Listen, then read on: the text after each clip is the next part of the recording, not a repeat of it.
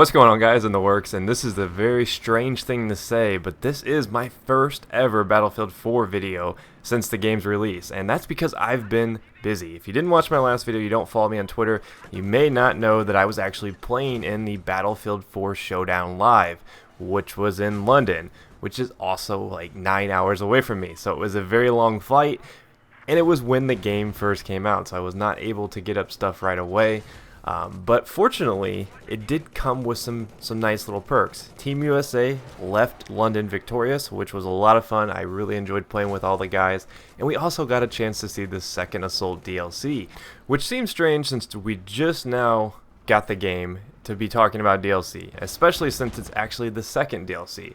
But these are the maps that they're basically re-enhancing for Battlefield 4, and it was a lot of fun to get to check those out. I will talk about those in a different video. But what's been up, guys? How have you been enjoying Battlefield 4? I personally have actually got to play a ton of it. Because we were at this event, we were practicing a lot, and I have discovered a lot of things that I'm sure a lot of people haven't discovered yet, because we were able to play with every single unlock. And that also includes second Assault DLC unlocks, which I'll talk about in a different video. But the game was a lot different than I was expecting on Xbox One. It actually plays pretty good. It's pretty comparable to like a low-end PC, and I don't say that as any sort of jab or anything like that. I say that in confidence that it actually plays pretty good on the Xbox One. I didn't have a whole lot of frame drops on the particular console I played on. There were some graphical texture issues and stuff like that, which I didn't really think was that big of a deal, considering that it's still in beta. It's still a rough version of Battlefield 4. I don't know how far along the build was, but I had a lot of fun playing on the Xbox One, considering that I don't play console a lot. It did take me a while to adjust to it.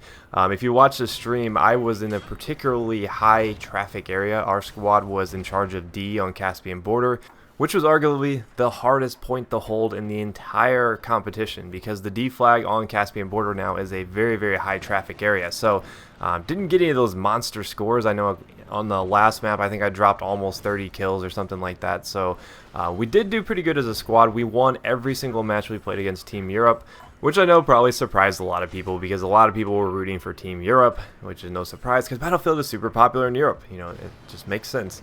But overall, this was a huge learning experience, because I learned a lot about the game. Just from practicing, just from being able to see all the unlocks and testing every single weapon. I personally played with almost every single weapon in the game. I've touched every single weapon in some capacity at this point. And I know how they behave. I know which weapons I think are going to be the ones that everyone picks, the ones that everyone likes to gravitate towards. And I know that Engineer is still freaking awesome, because that's all I played with. If you go back and watch any of the stream, you'll see me chucking around with my AK-5C. Now, the reason why I ended up picking the AK-5C was because on console I am not as good as controlling recoil. I'm just not comfortable with the Xbox One controller right now.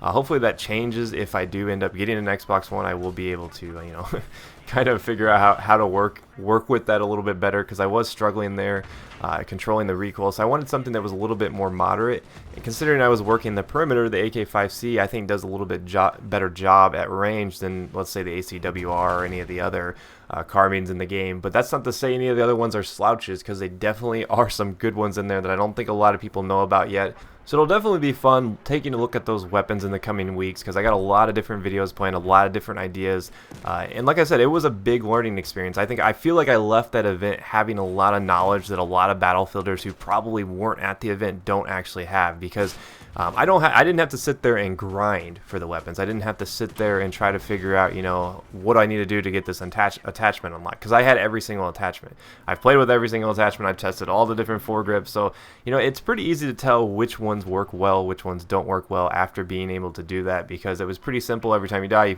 you flop on a new foregrip, because like I said, we did get a lot of practice time. So I'm really excited to actually bring that kind of knowledge to you guys and talk a little bit about what I've learned. What does better in each situation and whatnot. But on the PDW side of things, one of the interesting things I've learned was that the UMP-45 is actually going to be very, very viable. There were a lot, and I mean a lot of the guys in the tournament actually using the UMP-45. I tested it out myself. It wasn't really useful for the area I was in, but I know Ravik was using it, and he was actually just tearing up with it. If it wouldn't have been for the fact that the only weapon that I had really practiced with and decided to use in the actual competition was the AK-5C, I may have actually switched it up, but I didn't want to switch it up right before the the actual event started, because I had scrimmed mostly with this weapon, because after testing all of them, I was like, okay, this is going to be best for what I'm doing, because the recoil is moderate. It's really easy to control, which was a big plus for me because I was on a controller, and the fact that it was a better long-range weapon, at least in my eyes, than some of the other carbines, I felt like it fit what I wanted to do with it a little bit better. So I am planning a showdown though on the carbines. I'm going to start off with the AK-5C and the ACWR, because those are the two weapons I feel like I'm most knowledgeable about, and I think that I can offer a lot of different insight on which weapon is actually best in that capacity. Gonna try to get that out by the middle of this coming week, so keep an eye out for that. And like I said, I got a ton of different stuff planned. I'm going to talk about all the cool stuff that I learned in London, and we'll do a video talking about some of the Second Assault DLC things that we got to see, because we got to see all those maps and all the new little differences that are going to be coming down the pipeline. So look forward to that, and go Team USA. I'm really psyched that we came home victorious, because I wasn't really expecting that. So hope you guys did enjoy this video. Like I said, this was just some tank gameplay and a little bit of AK-5C mixed in there. I think I ended up dropping like 35 kills in this particular game, so it was pretty good considering that I'm jet lagged, feeling pretty sick, and still pretty tired as a whole. My whole body is just sore. But I will see you guys on the battlefield. Peace.